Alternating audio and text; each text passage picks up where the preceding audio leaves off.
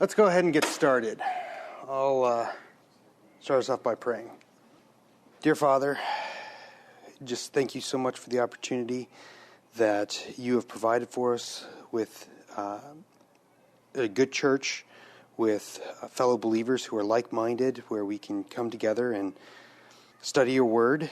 And I just pray that you would bless our time as we look at the history of your church and things related to that. Lord, help us absorb what you have to teach us and glorify you and honor you for the work that you have done. Amen. All right. Well, this is a class on church history. Give you a little introduction. The purpose is a survey of Christian history, and we're going to examine the development of the church and its theology.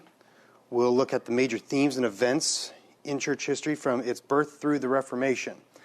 And if that sounds a little bit surprising based on what was in the bulletin and stuff, that's because there was a last-minute change as of yesterday, and decided after talking with Peter and some other people that trying to run through 2,000 years of church history in 6 weeks was just a little bit much. So we're going to cover from basically the birth of the church up through the Reformation, which should be much more palatable. As a result of that, we will... Originally, the class was scheduled to go for about an hour and a half with a 10-minute break in the middle, but with the shorter period of time that we'll be looking at, we'll get through tonight, and then we might just shorten it down to an hour. I don't think anybody's ever complained about something going shorter. So, well, we paid for full. Well, you get what you pay for. Let's see here. Course objectives. This is designed kind of like a course. I kind of framed it around what you'd get at a community college history class. So some of the stuff we are aiming to accomplish is to provide basic knowledge of the flow of church history that covers generally important people, biographies, terms, concepts, and principles. We're going to highlight doctrinal developments in each period. And, going back to that, highlighting doctrinal development, that's going to involve the cause of the developments, the key people who were involved, and the theological results that came out of each development. We're also going to focus on God's providential direction of history. And finally, the last objective is to enhance a person's ability to examine and evaluate doctrinal issues. So this class is going to be a little bit different. It's going to be a mixture of church history, historical theology, because we're covering time periods that are so far removed from our own. We'll probably do some general history as well. Like tonight, we're going to do a lot of background in the Roman history and the Roman world. This class is not a sermon. It's not going to be like the worship service on Sunday or Sunday school classes or home Bible studies. Like I said, I'm framing it like the community college history class, which means it's more like a classroom. Questions are very much encouraged. Requests for clarifications are very welcome. I am not a person who likes to monologue uninterrupted. So, if you've got questions, stopping me, asking for clarifications and ideas, that actually is more helpful to me than trying to go a full 30 minutes and not knowing whether or not I'm being boring or if anybody understands what I'm talking about. So feel free to interact more. So the text, if you want to do some reading along with this class, it's not required, at least for the general attenders. But the book that, for those who want to go along, is The Story of Christianity by Gonzalez. There are copies available in Sound Words. It's a rather large book. I actually have it right here. Don't let the size be intimidating to you. Our class is only going to cover about half of this. Cost is $17.50, I think, which is actually a pretty good deal. This is actually, the book was originally written in 2 volumes, and each of those costs about $20 each. We managed to get copies that are like this, that are basically both volumes put into one for less than what the individual ones cost. So it's a great book. It's very easy to read. The reading that I generally give for those who want to follow along is, I'm keeping it short, no more than 40 pages a week, which averages out to less than, I think, 5 or 6 pages a day. So very easy to keep up on. Let's see. There is a Timothy training option for those who are interested. Any of the guys who want can take this class for credit. The cost of the class is $25, which includes the book, and you get other fun stuff like a syllabus, supplemental materials. You do have to do the reading then if you take the class, and there is a test, but don't worry, it's nothing too scary. So pretty laid back. I'm not, whether you're coming regularly or if there's anybody who wants to do it with Timothy training, it's not going to be scary or overly difficult. So any questions? Remember, questions are just fine. Comments? So. Is this some material that you got when you were out in California, or is this your own? This is pretty much my own stuff, in all the glory and flawedness that it will contain. So you can blame me for all of it if it seems disjointed. But I've had an interest in church history for a number of years, and in case any of you, I should probably let you know, in case any of you are wondering why the computer guy is teaching a class on church history, my degree is actually in history. I got my bachelor's and I was halfway through my master's degree when out in California when my wife got pregnant and we moved back here to Lincoln. So I'm not completely unfamiliar with history and the things that are within there. So yeah, I pulled the material for this class from a few different sources. There's actually several different books, and I can bring them and show them to you maybe next week or so. But the main one is Gonzalez. Gonzalez is a great textbook. It's broken up into nice little subsections, so you're hitting on little topics at a time. It's easy to follow. It's well written. I know that they use it as a textbook out at Master's Seminary. So it's clear enough that any normal high school or even junior high kid could clearly go through it and understand it. Any other questions before we get going? Since we're only going to the Reformation, there's going to be a second semester that the Reformation to prove. Well, that depends on how much you enjoy it and how good or badly I do at teaching it. So if this turns out to be fairly popular, I am more than willing to go and finish the second half. Peter joked with me this afternoon that, I was really saving myself some trouble by only doing 1,500 years of church history instead of 2,000 years. But then I brought up, nothing really happens in the Middle Ages with the church. I mean, it's pretty boring. So you really have we're going to cover about 500 years of really important history, and then there's some we'll cover the Middle Ages, but that'll be more general history, political history, just so you know what happened in between togas and castles. So, any other questions? All right. Let's get going then. Divine intervention, the history of Christianity and its theology. Lesson 1, who are we? What's going on? The church finds its identity. I picked the title Divine Intervention, and it can have a couple of different meanings. You can either look at that and you can think, we're going to examine God's divine hand through our history and how he guided things and so on and so forth. Or you can take it as I originally did when it popped into my head, where when we're done, you're going to look at things and probably think, wow, God had to be involved here because there's no way a group that messed up could have gotten this far. Church history it's interesting because it's messy.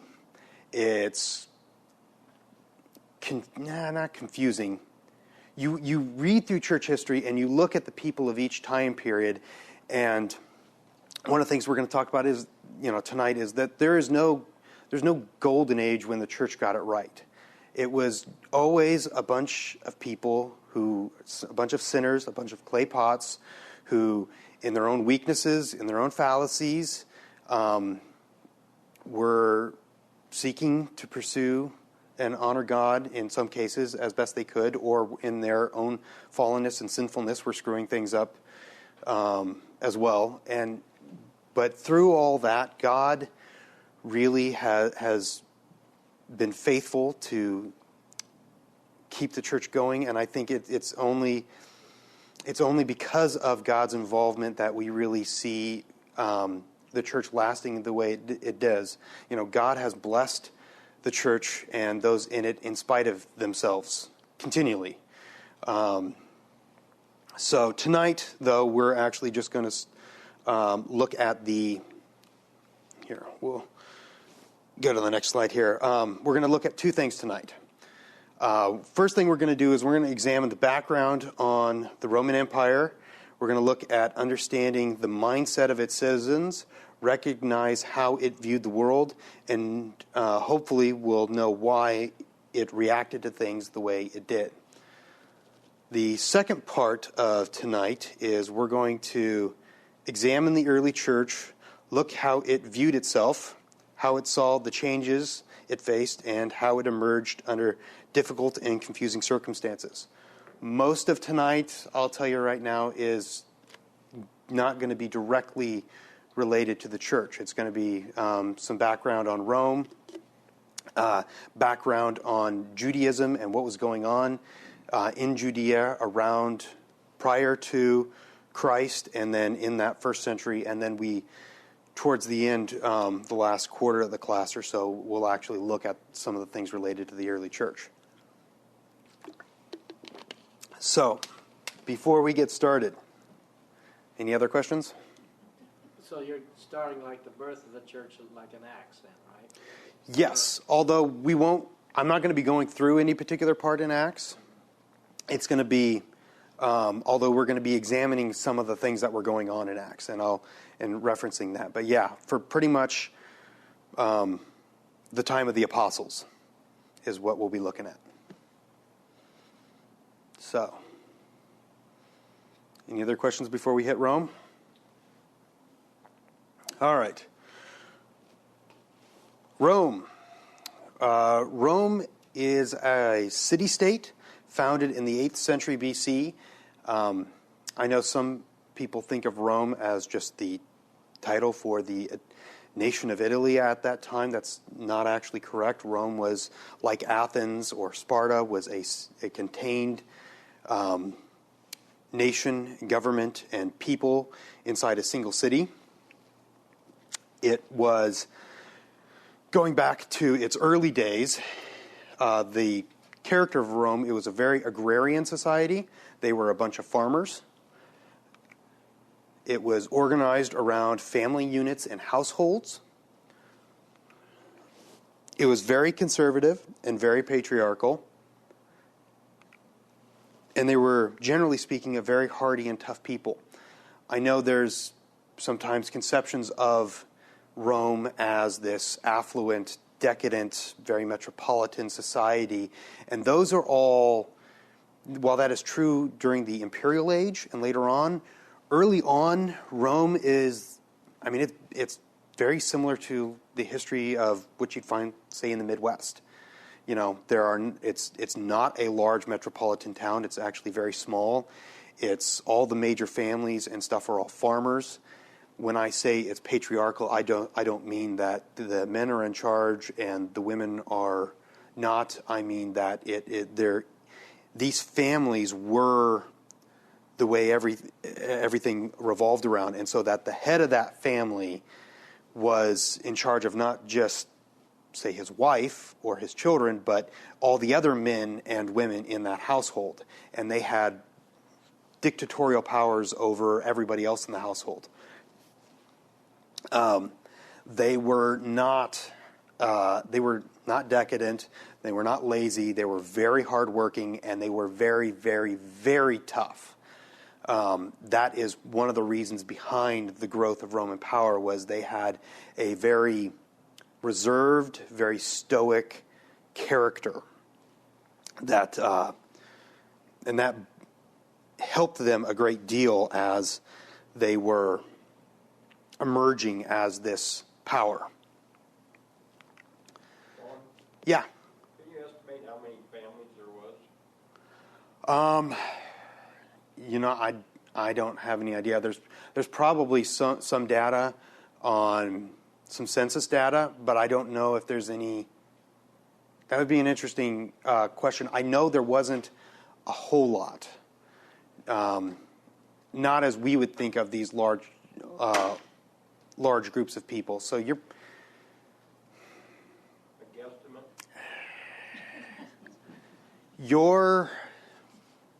If you were going to be looking at effective males, you'd probably be, in other words, men who would be available for work or military service. You're probably looking in the tens of thousands. Don't quote me on that, and that would vary over time, but it would be more limited. Good question, though. I mean, it's not this huge monolithic entity right now. Traditional Rome, ancient Rome, is much, much smaller than what we think. And it grew over time, but it didn't grow through because of just the people who originally were from Rome were considered Romans. And we'll look at that in a little bit. Any other questions? Okay, this is a map from Italy, 750 to 500 BC. And what I specifically wanted to look at here is there's a group of people called the Etruscans who showed up early in Roman history. They are not native to Italy. They came in and became a dominant power and took over various different aspects of Italy. And during this period, you actually see they expand out, and Rome actually becomes dominated by the Etruscans. And so the Etruscans were kind of calling the shots, and Rome was somewhat of a client state to them. Let's look here. Where are they from? They were from up north. I think northeast. I can't remember exactly off the top of my head. What would be their nationality? What was that? Sorry? Etruscans. Yeah. Polish. I don't know the answer to that question. What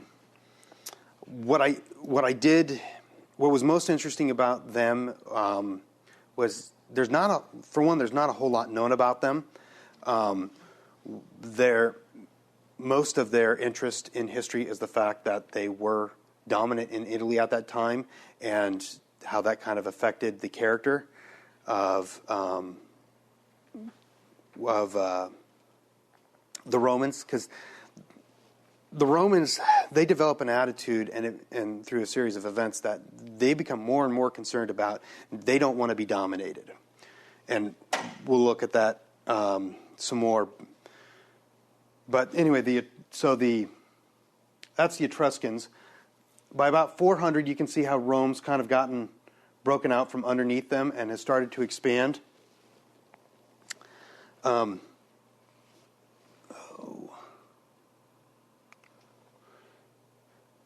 forget what I have on my slides here. Rome starts expanding, but not because they necessarily wanted to. And by about 400, Rome is very isolationist. They are not really interested in creating a grand empire. They're not really interested in mixing with other people. They'd like to just, like America in the 1930s, we'll stay here, let the rest of the world do whatever it wants. But they were forced out of that. Italy was a very chaotic political situation during this time period, and it caused a lot of issues for the Romans. Specifically in 390 BC, the Gauls invade and sack Rome because everybody's so divided and arguing back and forth that there's no unity and it's very weak. And so the Gauls just come in and run around and cause a muck, and the Romans get pushed around. And after this period, they decide, you know what? We've got to make a change here. They conclude that they must develop defensive alliances. So they start talking with the other groups in Italy, and they say, okay, we need to start banding together here so that we don't get pushed around. These defensive alliances became something more when the other peoples started wanting Roman citizenship. Because here's the things. Romans have a reputation. They have a reputation for being very moral, very fair, and obviously very tough. And so the more they mix with these other Italian peoples, these other Italian city-states and groups are going, you know what? We want to be Roman. So, take us over. When in Rome. Yeah.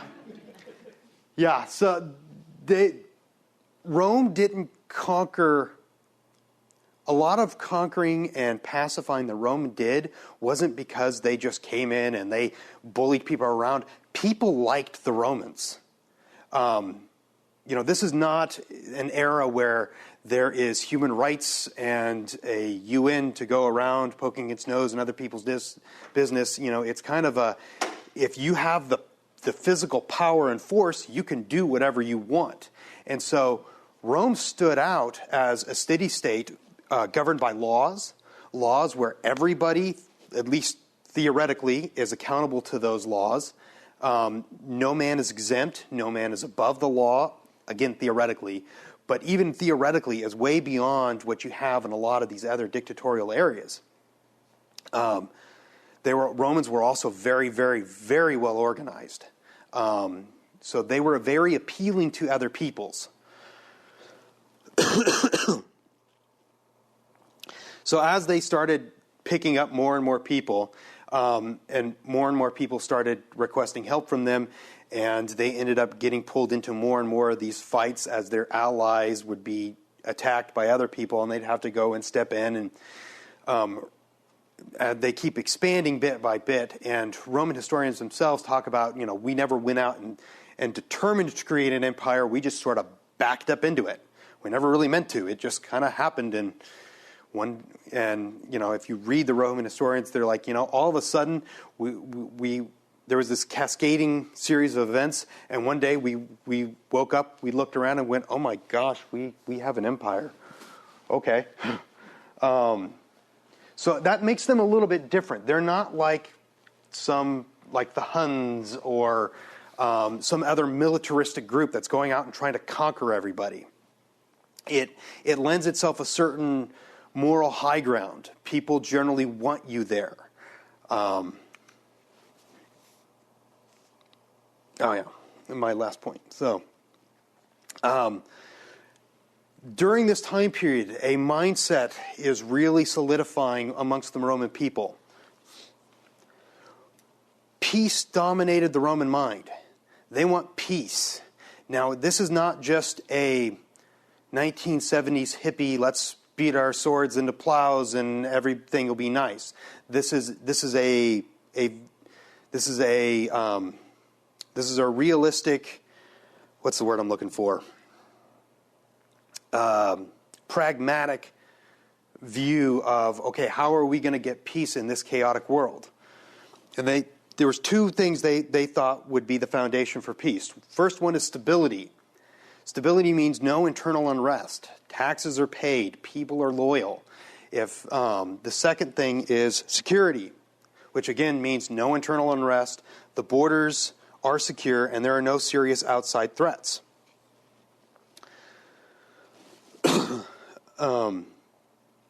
Excuse me. So that's the Roman idea of peace. It's stability and security. If things are stable and things are secure, then we'll be doing great. Everybody will be happy. Everything will be stable. We will be left alone. We're not going to be involved in all these conflicts. All right. This is a map of Italy in 264. Yes, this is right before, this is kind of after that initial period. Rome has solidified most of its control over Italy. And what's interesting about this, and I want you to look at, is over here in the west, can you guys see my pointer? Okay. Over here in the west, this area, these are all the nations that are the remnants of Alexander the Great's empire. When he went marching off east and conquered basically everything he could lay his hands on, after he died, they all broke apart, and most of the people, most of the civilizations, and most of the wealth and power is in the east. In the western half of the Mediterranean now, you have Rome, and you have this other nation called Carthage. Rome is the most powerful land military force in the western Mediterranean. Carthage is the most powerful naval force. Here's another look at what Carthage was kind of taking up around that time period. So these Rome and Carthage, I'm not going to get into the details of it, but essentially there was a series of events that led to a conflict, and the two had grown to the point where only one of them was really going to stick around. So you had the most powerful army versus the most powerful navy. This led to 3 different wars, the Punic Wars from 264 to 146. Again, don't really worry about the details, but what's most important is Rome really changes in the course of this 100-plus years of these 3 wars. They become the dominant naval power, and the other interesting fact about the Punic Wars, at least for what we're doing, is how it ended. Because Rome fought 2 very, very, very bloody wars with them, and then about 50 years after the Second Punic War, Carthage was doing better, it was starting to recover, and the Romans said, there was some other conflict between them, and Rome said, we're not going to wait for them to become another threat. We are tired of dealing with the Carthaginians. We are going to take care of them once and for all. And so they gathered up their military force, and they went in for their... they were going to fix the problem. Romans don't mess around when they decide that they are going to deal with something. So they marched in. They slaughtered most of the populace. They enslaved the rest of it and dispersed it throughout the known world. And then they salted the land that around Carthage to make sure that nothing could grow on it anymore. They said these Carthaginians are not going to be seen or heard from again. And Carthage, at that point, disappeared from the face of the planet. Reminiscent, if you remember, of how the Romans finally deal with the rebellious Jews when they get fed up and say, we are tired of dealing with them, we are going to fix this problem and never deal with it again. This also left Rome very powerful and wealthy because of all this wealth that they gained and all of the slaves that flooded the market. So 3 results of the Punic Wars, why it mattered. It elevated Rome to a world power. It caused other powers in the east to take note, and it left Rome dominating the western Mediterranean. And we'll move along here. Here's a series of maps I want you to see the expansion of Roman military power. Here is red, that's Rome in 218. I think that's right after the second one. Here's Rome in 129, 59 BC, 44 BC, and 14 AD. Very, very quickly after those Punic Wars, Rome starts expanding its power more and more. And again, it's more of a backwards approach to empire. They kind of backed up into it. Every time, starting from when they were just an isolated city-states, every time that they would go and deal with one problem, it would embroil them in another problem. They would defeat one enemy, and then a slightly more powerful enemy would see, oh, you're a threat for the first time. And then they'd have to go take care of that more powerful person, which and then made them grow and become more powerful, and then another more powerful person would come along. And so by the time they get done, at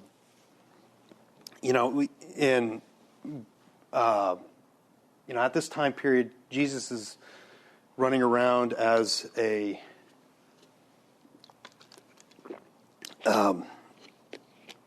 young child, preteen. They've pretty much taken over the Mediterranean. There is a little bit of ebb and flow in the borders of Rome, but Rome doesn't really grow much beyond that at this point, where it is now. I mean, that's the bulk of their empire. They add, the rest of North Africa eventually, and they add some of Britain, and they push out a little bit into Europe more. But Rome's massive growth kind of slows down. And that's because they never really went and said, oh, we want to take over everything. We want to conquer the world. They're not like Alexander. They just we want to be secure and we want to be safe.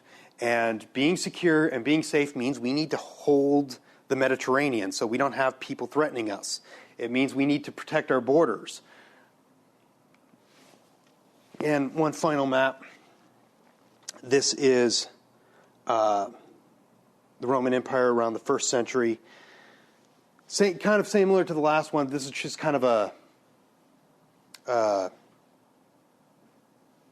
I forget what I was going to say. Kind of a culmination of the other ones. Over the course of the 1st century, that's pretty much what the borders of Rome look like. So a quick review. Rome, they backed into empire instead of actively going out and trying to seek it. They had a history of being very conservative and saw themselves as moral. They had a deep desire for peace. And that peace was dependent upon their ideas of security and stability. They hate noisy neighbors. Anybody causing a ruckus on their border, they're really not a fan of. And when they get fed up with you, when they finally reach their limit, they will step in and deal with things decisively. So that's kind of a brief overview of Rome. Any questions? Kind of describes us, doesn't it? Like security and stability and don't like noisy neighbors. And we're moral. By the time, Roman society and culture is changing by the time of the 1st century. All the wealth, all the power is having its effect on society like it does in any society, just like it has in our society. What's interesting is Rome still considers themselves, they still appreciate morals. And they appreciate order. They very much like order. They like stability. They see themselves as reasonable, lawful type people. So if while there are, just like in our society's very decadent strings, our society as a whole would be very similar. We generally still revere morality to a certain degree. We look at, even as a society, though we may disagree on the specifics of what morality might be defined at, there is still, that's why we can still revere somebody like Mother Teresa. They go, oh, that is such a moral person. That's different than a society that's completely abandoned morals and, how do I want to put this?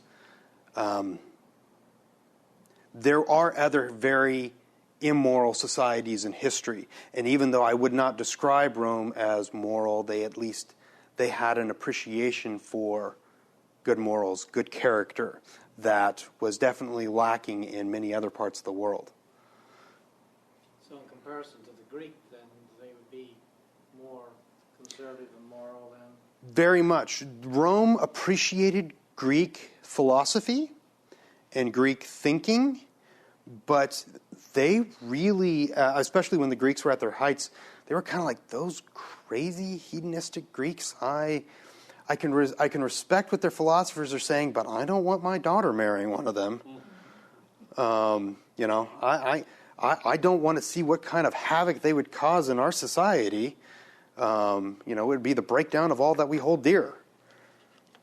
You had a question? Two questions. So it looks like, maybe you're getting to this, about the time of Jesus, their morals started to decay. I think you start seeing the edges frayed. They're becoming much more metropolitan. The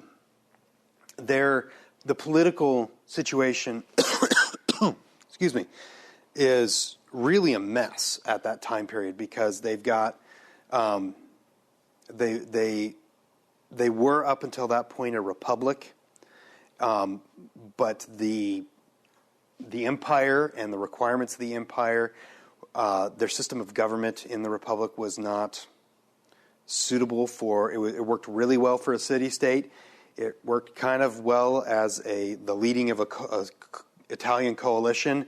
It really was not working at all in managing and running an entire empire spread out through all the Mediterranean. That was my second question. How did the Caesars get started? And that's where the Caesars come in. There's actually, in the 150... Yeah, probably about 100 years leading up to the first century, you have a series of strong men kind of come along. And Rome is struggling with this conflict of they hate kings. They used to have a king, and then they decided they didn't like kings, so they got rid of their king, and they were run as a republic. So they've got a strong, virulent aversion to kings. But they think they need, and they very much want a strong executive. Those two conflicting feelings don't really go well together. So you have a series of, strong men would come and try to take control, and they'd have to beat him back down and get rid of him. Or you'd have somebody who was becoming too strong and too powerful, and then you have to take him out. And that's what happened to Julius Caesar. Julius Caesar wasn't actually a Caesar. He basically acquired the powers to be dictator. He had no legal standing as a complete dictator. He was functioning as a dictator, and that's why the Romans' fear of a king. That's why they came in and he was killed. And there was another series of civil wars, and eventually you had Augustus, Caesar's adopted heir and nephew, who came in and took not the title of king, but first citizen, because first citizen sounds much more palatable, and he was very quick to call himself as a first among equals. And even though he essentially functioned with complete dictatorial powers, it was much more palatable for the Roman citizens. So that's how the Caesars got started. And then, like anything, it was kind of you've got the stronger version, so we won't call it that. And eventually, over time, after people stopped freaking out about that office, well, Augustus was okay, so the next guy that replaces Augustus, he can have that power, and eventually they really saw it as a complete dictatorial executive. So, any other questions? Comments? Am I rambling too much? You must have at some point looked at him as king, because then, in terms of Christ's demand, they refuted his and said, we have no king but Caesar. Well, that was the Jews, not the actual, if I remember correct, it was the Jews saying, we have no king but Caesar. The Romans themselves weren't, they dealt with kings, but, like little Herod off in Judea, he's our buddy. He's cute. him calling himself a king is not like somebody in Rome saying, I'm king. It's kind of like, oh, so-and-so, somebody who I kind of view as out there and so much weaker and less effectual than me. They want to call themselves big names. That's great. I still know I'm bigger and I'm in charge, and they're not going to tell me what to do. You had something, Gary? As far as a form of government, they take any cues from the Greeks in their form of government, and how much sway or power did the Senate have over the Caesar? Was there a check and balance there? Yeah. How much cues did they take from the government, from the Greeks, and how many checks and balances was there with the Republic? The answer to the first part of that is there was. I don't want to say that there's some taking of the cues. Greece was a total democracy and a disorganized democracy because every time they wanted to do something, they had to have an election of all the qualifying males that were able to vote had to go in. So we want to expand the Western Wall by 10 feet. Well, we got to get the whole city together and vote on that. Republican form of government is much different, and they're definitely one of the most famous forms of Republican government. It's representative, but it's not every member is voting. In other words, you elect representatives for certain groups of the population. Those representatives go in and they work out the details and they vote and haggle and deal with all those issues. That's why the United States there's a lot of talk about how much the United States is a democracy. We're a democracy. We're a democracy. Well, we're actually a Republican form of government. And the reason for that is because you don't want everybody in the nation to have to go to the polls for every little election thing. And so that's where we're based on. Sorry, what was that? So the Supreme Court turns it over anyway. Yeah, so I'd say they're definitely influenced, but Romans are always much, much more efficient than Greeks. Greeks were so smart they had problems getting stuff done. They were a little bit too smart for their own good. Rome never matched them intellectually, but Rome far surpassed them by simply taking some of those ideas and with practical, reasonable, down-to-earth approach going, okay, what's going to work, what's efficient, and they plowed through things that way. Any other questions? All right. Another example of the difference between Greece and Rome is the Roman conquered Greece. They hauled off all of their artists. They took them to Rome to make all their sculptures and their buildings and everything. That's why there's such a continuity between Greece and Rome as far as your art and architecture. And they carried everybody off because they didn't do it. The Romans really weren't artists. They were farmers. Oh, yeah. Roman art before they conquered Greece was pathetic. It looked like something as bad as I would have done. You go a pre-conquest of Greek, you look at a Roman trying to carve a statue, and it looks like somebody who took a bunch of blocks and tried to stack them together. You look at after they conquered Greece, and they're like, wow, these Greeks really know how to make pretty stuff. And that, yeah, you're right. They adopted the philosophy, the art, and a lot of the best parts of Greek culture, and they didn't adopt a lot of more of the confusion, the chaos, and the aspect where everybody was so free that nothing ever got done. I had one question though. So the Romans then, in their control of the empire, didn't try to change like the Greeks as far as the language and stuff, where wasn't it under the Greeks where Alexander said we need a common language here, and so then those areas he conquered, he came up with the common Greek, of which our New Testament is. That's pretty much, that's exactly right. And you'll see that, where pretty much, if you look west of Italy, there's nothing out there. And that's why, as Roman history progresses, west of Italy is pretty much Latin. They speak Latin. They call it Latin culture. It's very much Roman. East of Italy, in the east, where Alexander's old empire was, they speak Greek. And eventually, in a couple weeks, we'll get to where the empire divides between east and west. The eastern half is all Greek. The western half is all Italian. Not Italian, Latin. And that's the reason for it. They never really... the Romans themselves got Hellenized, and they certainly didn't try to undo the Hellenization of what the Greeks had done in the East. All right. Going and looking at Judea now,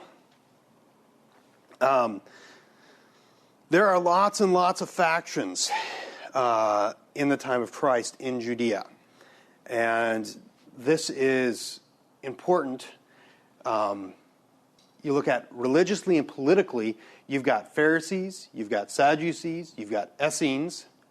Culturally, you've got traditional and Hellenized Jews in Judea, and then you've got traditional and Hellenized Jews outside of Judea, which are not completely the same thing.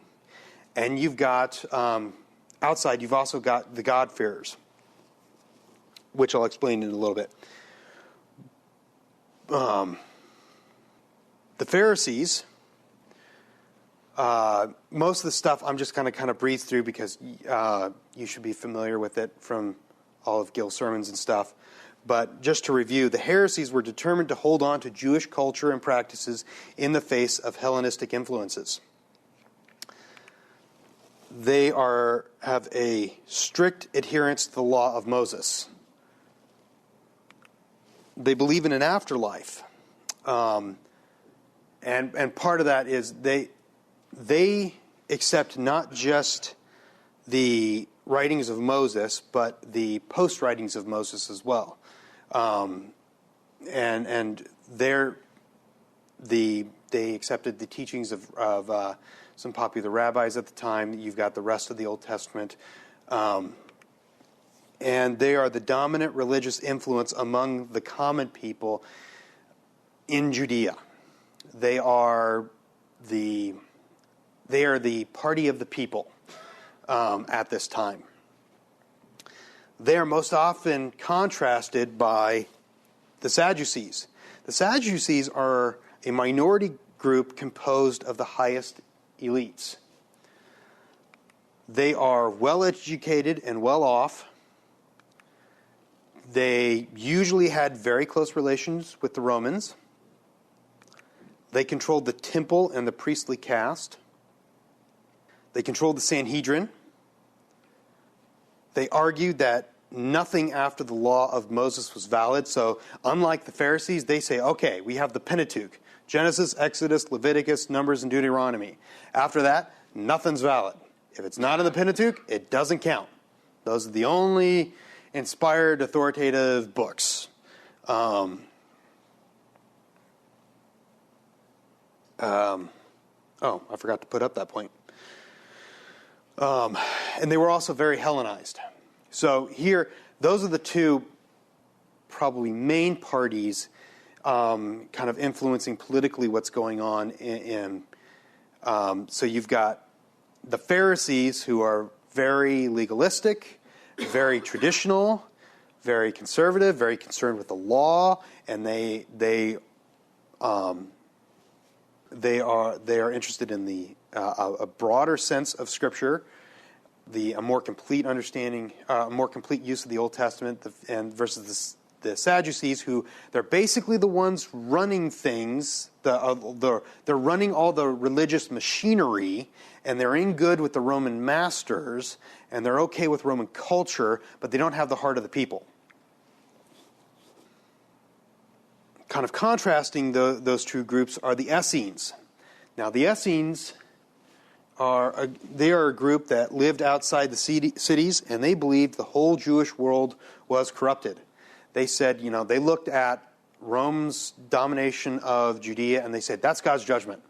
God's mad at us because we're worldly, because we're sinful, and therefore we're going to reject this whole world. And they moved out and lived in the desert, and they formed their own little communities.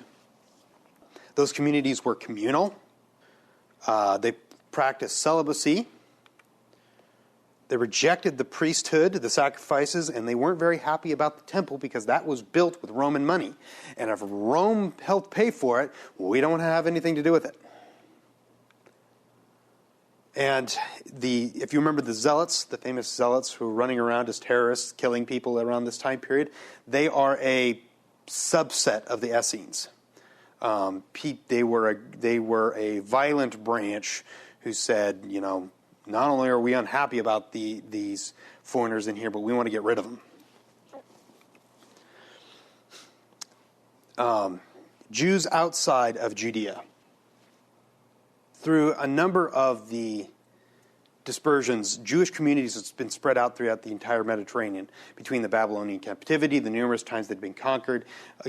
Jews had kind of been scattered around. And these red spots are some of the major communities around this time period where you have Jews.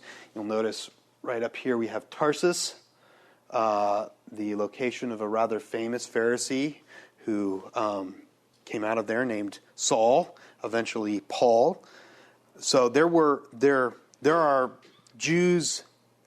There's Jews in Judea, and there's also Jews outside of Judea spread out throughout the world. And why I note that as something to pay attention to, it's because there are differences.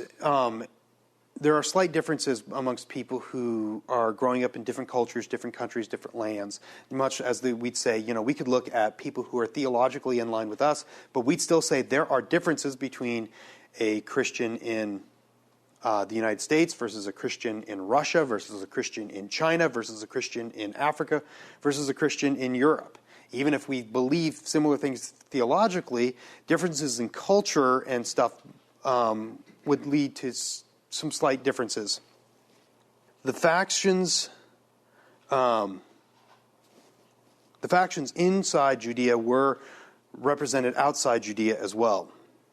Even when Jews from different locations in the empire were ideologically similar, they still they might approach things a little bit differently. Like, one of the things is Jews outside of Judea were more welcome to Gentiles who were interested in Judaism. And we'll talk about that in a little bit. Okay, look at all these factions. These are just the three main political factions. There's actually more. There's a lot of diversity in there. Culturally, we have traditional Jews would be those who would be like the Pharisees, the Hellenized Jews. Those are people who conformed to Greek society. So all of those different types of people are running around, and they are not really interacting a whole lot. And then the church comes along, and people from all these groups are getting saved, and the church has to deal with all of those differences. So, the main point I wanted to make with the background on the Jewish stuff is Jewish culture is very fragmented, and Christianity is going to gather people from all those various different fragments, which creates problems, because those people were quite happy to be separate. That's why they created those separate groups. And when you throw them all in together, that causes some interesting things. That's why in Acts just recently, Gil talked about how you had the Greek Jews, the Hellenized Jews, those who had adopted Greek culture, were complaining that their widows and orphans were being neglected because the Hellenized Jews and the traditional Jews didn't really associate very much. And it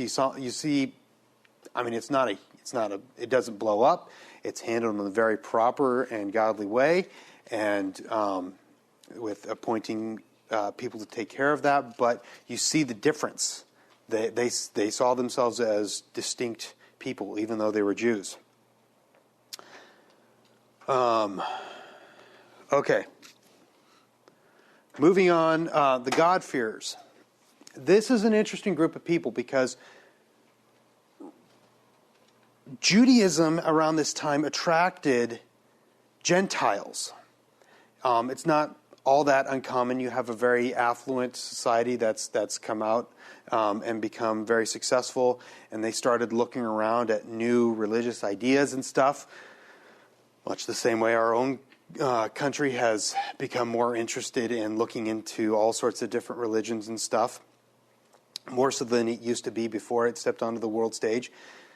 People in the Roman Empire were very similar, so they started looking at Judaism, and some of those Gentiles started hanging around. They were called God-fearers. They started hanging around the synagogues. They would attend the synagogue, pray with the Jews, support the temple with their money. Synagogues of the diaspora, those outside of Judea, were more open to Gentiles hanging around, to the regret of the authorities in Judea. Those Jews in Judea didn't really like this, but there wasn't much they could do. And Are you speaking of the Jewish authorities? the Jewish authorities in Judea, yes. Why are you letting those filthy Gentiles hang around your synagogues? You're supposed to be separate from them. This helped make the Old Testament more known around the Roman world. That helped, when you've got the Christian evangelists running around basing what they believe on the Old Testament. The Old Testament had a certain notoriety outside of Judea already. This led to these God-fearers were fertile ground for the first Christian missionaries. Now, these are not converts to Judaism, because, converting to Judaism is a rather elaborate process, involves being circumcised, and you are not just adopting a religion, but you are trying to integrate into this national people group. And these are people who kind of like, well, I don't want to go that far, but, they had some respect and appreciation for Judaism and the God of the Jews. How Rome viewed the Jews. They respected them. They were repulsed by them. They were frustrated by them. Their territory was of immense strategic importance, and they bent over backwards to appease the Jews. Now, what appealed what about Judaism appealed to the Romans? Well, it was a very ancient, but new to the Romans. So they loved the fact that it was ancient. They had a deep respect for things that were old. It gave it a certain deal of respectability and credence. It was unique compared to the other religions. There was nothing else like it that they'd come across. It claimed to have truth that others did not have. Another thing that was rather unique. We'll look at this more next week, where Roman religion is kind of this mixed bag, and you've got a new deity that comes in. We can fit that right in. Judaism said no. We have the truth, and that's it. Its adherents exercised a very strict morality. Remember, Romans love and respect morality, and the Jews were very moral. It produced very strong and close families. Another thing that, Rome looked back on nostalgically and said, hey, they're moral, they have strong families, we like this. Good family values. What was unattractive about Judaism? They would not associate with pagan practices or events. They kept everybody at arm's length. There's a certain air of, it's hard not to see that as a certain air of smug superiority. They refused to eat pork or meat sacrificed to idols. This was just totally bewildering to non-Mormons. What? Huh? It made no sense to them. I mean, if you think about that, we kind of hear that because we grew up in the church and we heard stuff in Sunday school, and that's all normal. To a Roman who's never heard of it, it's like, why? What What are you thinking? And then they practiced circumcision. This was considered totally barbaric. Again, we are desensitized to how shocking this was because we've grown up in a society and in a church that is more used to this. To a non-Romans, this is mutilation. The Jews mutilate themselves. What in the world? This map, one thing I want to point out, Rome's attitude towards Judea, there was never any hope that Judah was going to be independent, barring divine intervention. In fact, if you look at it, Judah was Israel, and then Israel and Judah, they were never, ever independent countries unless God stepped in arbitrarily and made them independent. If God wasn't in supporting them, they didn't have the ability or strength on their own to maintain that independence. Over here, here's where Judea is.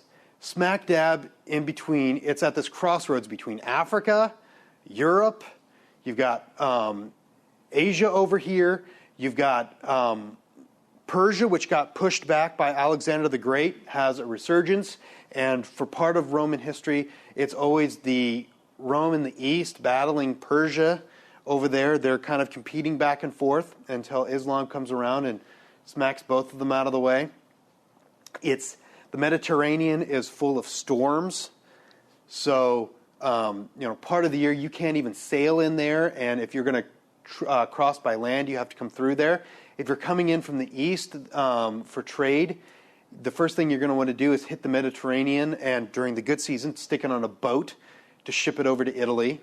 If you're coming up this way, it's just this centralized location. It's strategically important for military reasons. Again, it's this bridge between North Africa, where you have all the wealth and power of Egypt, and what's going on in the north here. It's way too valuable to Rome.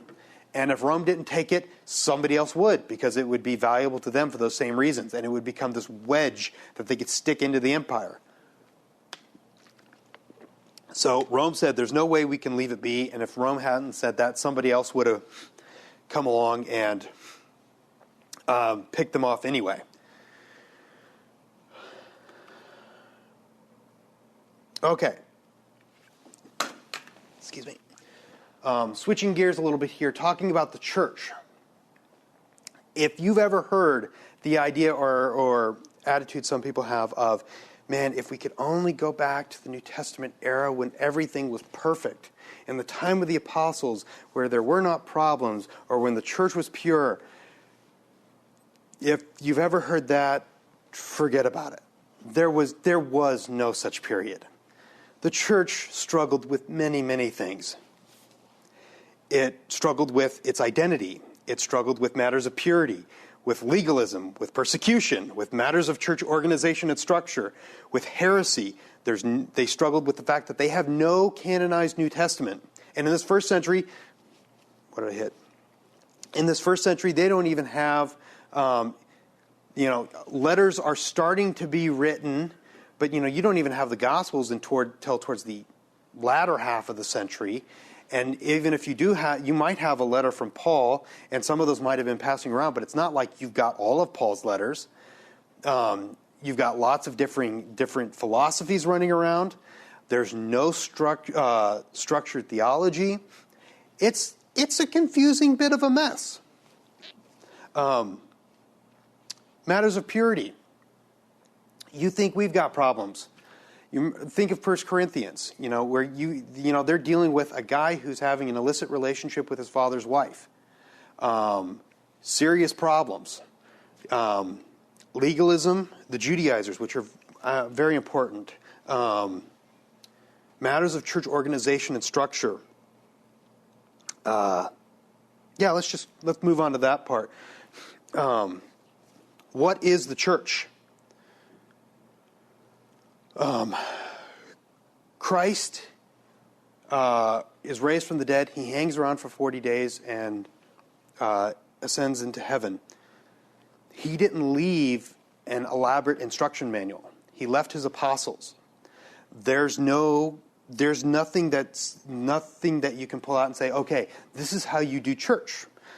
This is, how you function. I was trying to think of how to convey this. Imagine I told one of you, okay, we've got a group of people, you're going to go start a church across town. But you cannot do stuff like they do in a normal church. You can't have a church service like you have here. And you can't have Sunday schools like you have here. Go figure it out. If you didn't have those experiences that you're used to, and you were trying to figure out something from scratch, some sort of form, it becomes much more difficult. Does that kind of make sense? It's easy for us because, if I'm thinking I'm going to go start a church, I'm just going to go and I'm going to fall back on things I'm used to. And even if I might change or tweak certain things, I grew up this way. This is the way the church does things. There is no the way the church did things.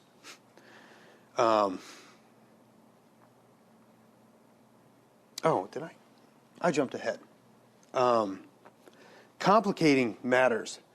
Rome, Judaism, and even the church at this, starting off initially, all viewed the followers of Christ as a sect of Judaism.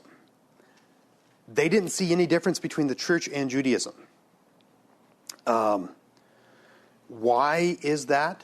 Well, Christ came to fulfill the law, after all. I came to fulfill the law, not to destroy it. Jesus, the apostles, and all the early church members were Jews. The early church was deeply conscious of its solidarity with Israel. And they saw the continuity of God's work in the past with the present activity of Jesus. Think about this for a moment. Acts 3. That's Acts 3.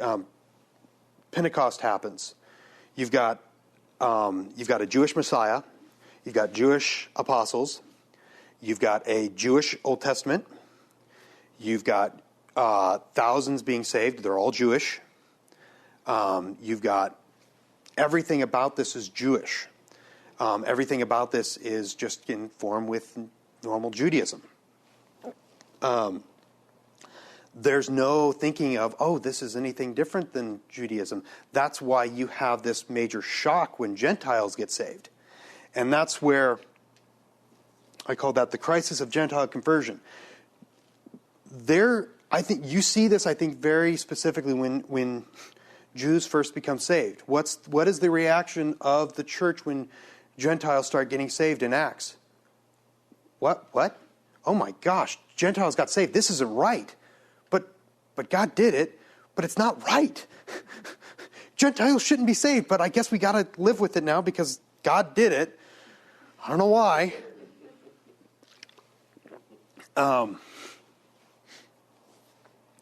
There's no question that the church was shocked when Gentiles became saved. The apostles established that one did not need to be a Jew to convert to a Jew or a convert to Judaism to be a Christian. This has very dire consequences. This is the first wedge that starts. The implications of this as they're worked out is what they're struggling with a lot in the New Testament, and that starts veering the church off away from Judaism. Because if one did not need to be Jewish or adhere to Judaism to be a part of the church, then the church was something else entirely. When everybody in the church is a Jew, and the church came out of Judaism and was using Jewish scriptures, it was all fine and dandy. When Gentiles are saved, that's why you have the Judaizers running around. It's not just an issue over, we feel like being legalistic. And I think we look at the Judaizers like that. We think of them, they're like those people who say you can't play cards or dance or, various other things. It's not just an issue of that. The issue is if they may not like it, but if the Gentiles have to convert to Judaism, then the church is still functioning within Judaism. if Christians don't have to be a part of Judaism, then the church is something else entirely. The more, and this got aggravated because the more and more Gentiles that got saved, the more the Jewishness of the church is diluted. And you do see historically those two groups begin to separate more and more, where you have a Jewish church and you have a Gentile church. And that's why the Paul was always fighting the Gentiles. Because they were basically trying to force the church into a Judaism box. Any questions in regard to that? Is that a lot where we have the Sabbath and then we have the first day, and so the days of even focused meetings change, and we still have that with the Seventh-day Adventists today going? So they're kind of the same, but they're different because they... I don't know that there was ever any intention of making them different. that would have been part of the wedge still? It was definitely a difference. But I think pretty much the entire church early on was recognizing the first day because of Christ's resurrection. But you do see the falling away of the Sabbath, and the For the church. for the church, but not for the Jews. Yeah, Jews. Yeah. Any other questions? You can ask. Well, then, so a lot of Paul's writings is addressing some of the practices and organizations of the church, which they didn't really have as new to them, other than Judaism. And so, it sort of, the church guidebook came along in Paul's letters to sort out the problems, isn't that kind of early on anyway? That's a lot of what Paul's dealing with. That's why you have that Council of Jerusalem is so important, because Paul is backed up by the other apostles. Not that he needed it, but it was a great confirmation. No, what Paul is saying is right here. Kind of that was uncomfortable. That was, that knocked the legs out under a number of Jewish Christians. I mean, that is earth-shattering. The fact that this new faith that you're a part of is not the Judaism you expected. It's something different. It's not. You have that. You see that tension with Peter and Paul's rebuke of Peter, where he's doing okay, but then other Jews comes along and he feels this overwhelming pressure to pull away from the Gentiles and be like those other Jews from Jerusalem. And that's why Paul has to get in his face, because Paul is saying you cannot enslave the Gentiles to the law. We were enslaved to the law and it didn't do any good. You can't make the church be Judaism. It's a big deal.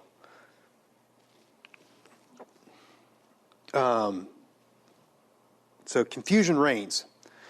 Since Rome saw the church as Judaism, they viewed all Christian versus Jewish conflict as an internal conflict. This had benefits. Remember, Rome respects Judaism because it's ancient. Later on, right after the first century, Christianity is recognized as different from Judaism, and that's when a lot of persecution starts happening because, hey, we have no respect for some new kid on the block here. The back and forth concerning the church's identity led to lots of moral questions and issues. When they knocked out when they knocked the legs out from under Judaism and said, we're not, the church is something different, that's when you had a whole bunch of people going, hey, we can do anything. We have freedom. There's all these fun things that Jews never got to do that we can do now. And you had Paul coming in and going, no. Just because you're not enslaved to the law doesn't mean you get to be hedonists. The needs of the church caused the apostles to focus on foundational issues of organization and behavior. And the church spent those foundations. The church has spent the last 1900 years since working out the implications of what they wrote. You don't. That's where all of our theology comes from. Theology is basically us working out what they wrote and what they did. So let's review here first. There were a lot of cultural and religious factions among the Jews. The church had to balance converts from all of those groups. The church spent most of the first century figuring out what it was and what it meant and what that meant. And the early church was not perfect, far from it. It was a very confusing mess. The church spent the first century trying to run around spreading the good news of Christ, dealing with the fact that they had Jews and Gentiles now, and how are we going to deal with that? And if we're not dependent upon the law, what are we going to do? And so it's just this, I remember the old saying, there's that famous saying, if I wanted to be a member of an organized political party, I would have been a Democrat.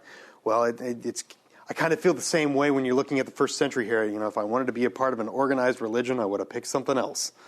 There was a lot of confusion, but you do see throughout this period, God is still working in the church. You have the writing of the New Testament in that period. You have the explosive expansion of Christianity, and there really is no accounting for how dynamic and compelling and explosive it was at this time period if you don't take into account that God was really working in stuff, working in the events that were going on. So, any questions?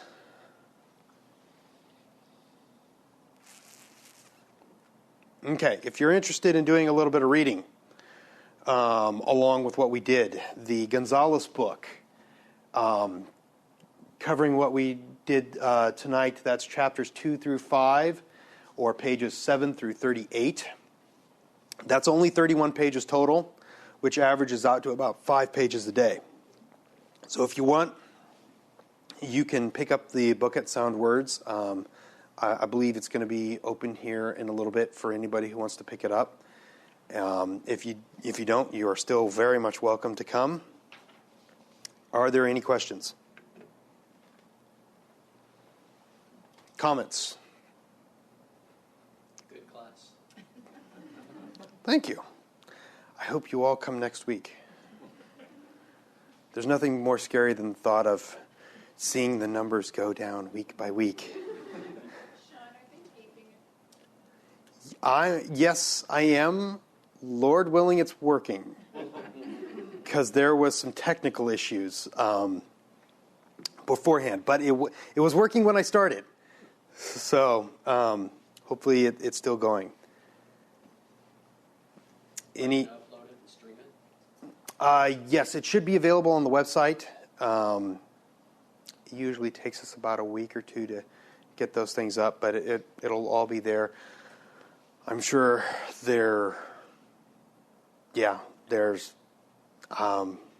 probably put my PowerPoint slides with it, like we do with Don's. So I mean, I'm pretty open if you guys are interested in stuff. If you are interested in the Timothy training option, if you aren't, that's no big deal. But I'm hoping to put together some other supplemental material. If nobody gets interested in Timothy training, maybe I'll just hand it to you guys anyway. So, for those who want it. Anything else? So is this next section like after the Paul and the writings in, or what? Yes. Sorry, this first week with the introduction, we didn't get into the real meat of church history, but I kind of wanted to lay a foundation. I wanted you to try and make it so you could understand the way the Romans viewed things. I wanted what was going on in Judea, what the church was facing, and then next week we're going to pick up right after from 100. We're going to go from basically cover a couple hundred years, basically from right after the death of the apostles up through when Rome becomes the recognized religion of Rome. Not Rome, when Christianity becomes the recognized religion of Rome. So all through those years of persecution and some of the theological development that went on there, you got some major heresies that propped up and how the church responded to that, and should be some fun stuff. So will you cover how Roman Catholicism has then kind of branched out of all this too? we're going to see, I'm not going to specifically devote time to covering Roman Catholicism in depth, but right in next week, we're going to see the way some of the major heresies that propped up, the church responded to them. And the way they were responding to some real concerns, but they laid the foundation for some of the things that Roman Catholicism becomes famous for, like the whole idea of apostolic succession of the Pope. Excuse me, I've been fighting something. That all comes out of the challenge of the authority of the bishops. And so they were trying to, by people who said they had special revelation. Don't listen to those bishops. We have special revelation from God. And so the church trying to defend the authority of sanctioned church offices, established some stuff that over time, through the centuries, led to another heresy. So that's all next week. Let me close with prayer real quick, and then I'll let you go. Dear Heavenly Father, thank you so much for our class this evening and the time we got to spend looking at the history of your church and how you have worked and interacted with us. We know that all throughout history we are here merely at your own discretion, and that you are totally in control of the way things are orchestrated and the way things are laid out. And we just pray that you would help us to take these lessons and learn from them and become more knowledgeable of what has gone on in the past, and thankful for everything that you have given us. Amen.